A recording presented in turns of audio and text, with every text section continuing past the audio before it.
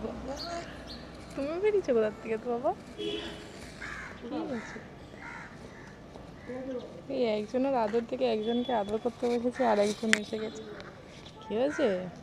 তোমারও সর্দি হয়েছে? হুম, ওকে আদর করছে বলে তোমার হিংসা হয়েছে নাকি বলো তো? ওকে আদর করছে বলে হিংসা হয়েছে? ও বাবা।